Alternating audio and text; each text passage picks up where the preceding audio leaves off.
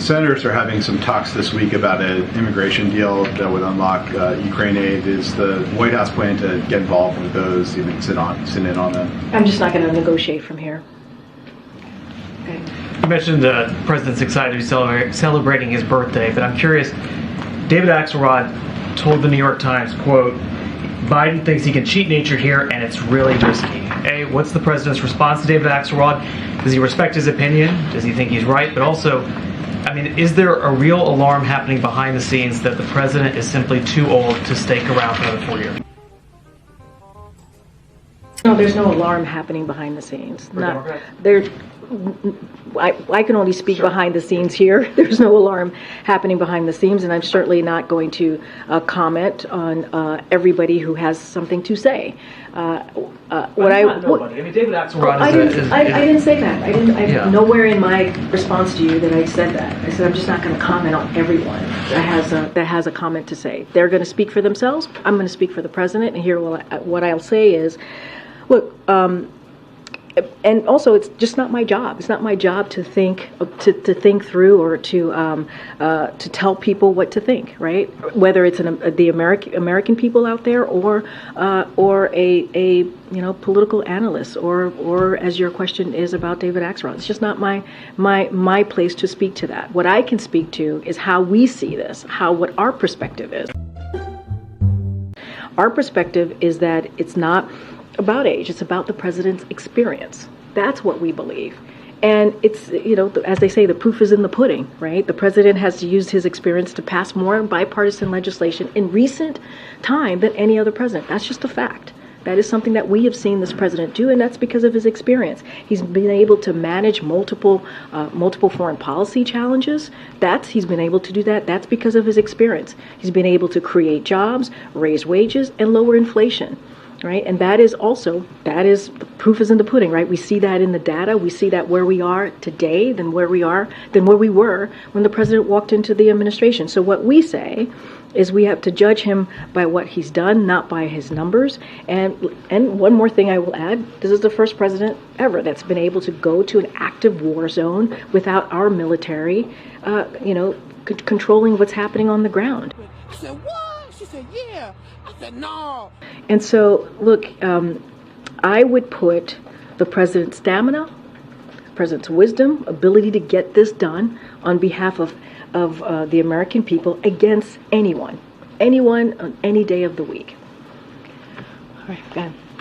Thanks, Karine. I just wanted to follow up. I wondered if you had any update on whether the president or anybody else in the administration plans to attend the COP28 summit in Dubai next week. We don't have anything to read out on his schedule. Okay, Karen. Thanks. You just told Jordan you wouldn't negotiate on the supplemental from here, but you and Kirby before you have talked today just about how important it is to get this funding through. So now that Congress doesn't have an urgent deadline until next year because of the CR getting passed, how concerned is the White House that this is not going to get through in a timely manner? And what is the president going to do in the next couple of weeks to try to push this through? Where have I heard that word before? So look, again, I'm not going to get into negotiations from here, as you stated in your question, but I will say this: there's a lot at stake. There's a lot at stake as you think about our national security and also our domestic needs. So it is crucial, it is important that we get this done. And so we're going to continue to have conversations. Our legislative affairs shop here, our OMB director is going to continue to have conversations with members of the Hill. So yeah, it is important. We wouldn't have put it forward if we didn't think it was needed, right? These are emergency needs that we requested when you think about the supplemental, both the domestic one and the national security. So obviously, we're going to continue to have that conversation. We're going to continue to do it in a bipartisan way, do it both with Republicans and also Democrats on the Hill. And so we take this very seriously. We wouldn't have put it forth if we didn't think it was needed. Will we see the president get personally involved, engaging with lawmakers right after the Thanksgiving holiday? Don't have any layout or readout about who the president's going to call. As you know, the president has personal relationships, long-time relationships with many members in Congress, and so certainly he has done that before, reached out. I just don't have I don't have a strategy to lay out or a list of folks that the president might or may not call. Go ahead. Oh, thank you, Karine. Just following up on what Stephen was asking about with regard to fentanyl of Admiral Kirby, can we expect some type of trilateral agreement between the U.S., Mexico, and China to tackle this issue? Don't have anything at this time, any policy announcement to make at this time.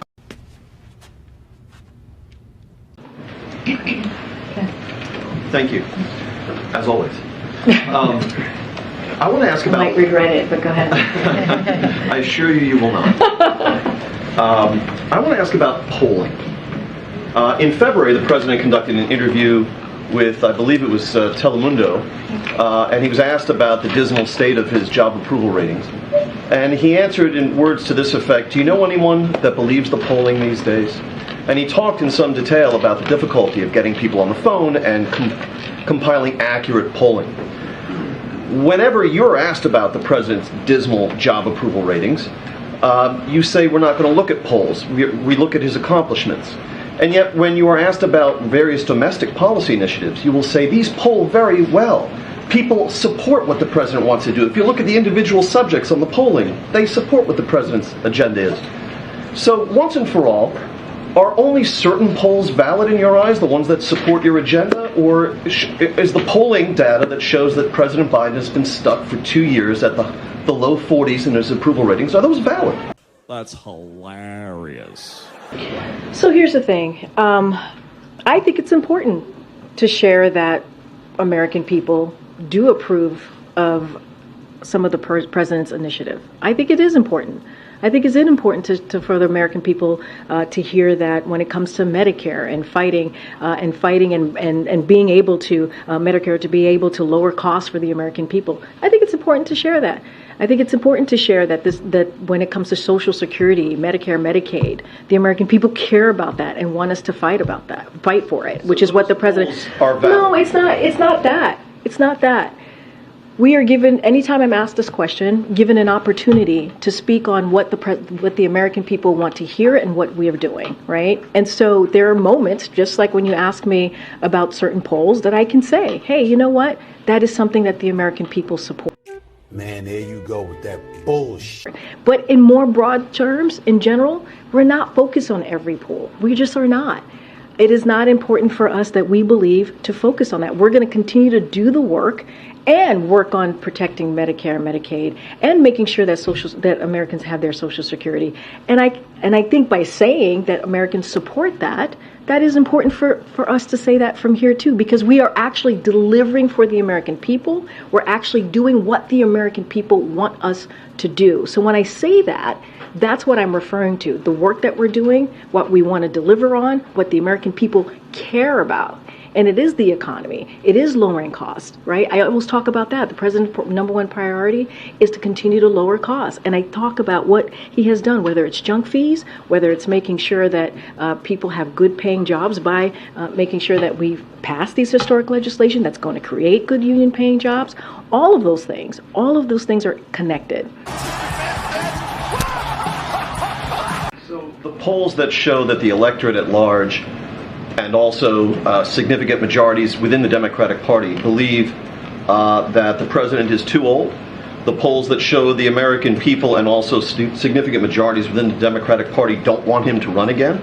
And the polls that show his handling of the economy, foreign policy, all of these dismal polls, his job approval ratings, does the White House have any basis to challenge the accuracy of that polling?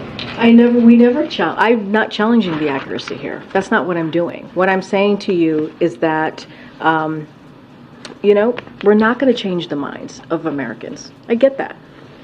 Americans are going to feel how they feel, and we're going to respect that. And I've said that many times from here. Many times. I said that moments ago. What I can tell you is what our perspective is. What I can tell you is how we see things. And we believe experience, this president having experience to get things done is important. And we know that it's going to take some time, right, for Americans to feel what we have been able to do in this administration. Boy, that escalated quickly. pushing through bipartisan legislation. That is historic. As I mentioned earlier before, this is a president that has done more bipartisan legislation than any other recent president. And so that's what I can speak to. I can speak to our perspective. I can speak to how we see this. I can speak to what is important and how we're going to try to deliver for the American people. And I will say this, just a couple of just data points here. I'm going to be careful not to talk about 2024, any of the elections, but I could look back in history, right? I can look back and see where President Obama was a year out of his election, where President Clinton was a year out ahead of his election. And it didn't look like they were going to win, right? It didn't look like that. And so it is not unusual, you're talking about dismal polling, it's not unusual for a president to be where they are ahead of that. And so, look, the president's going to focus. This is something that I can tell you for sure. He's going to focus on the American people. That is always the number one priority for this president, and that's what you're going to see him continue to do. Nice.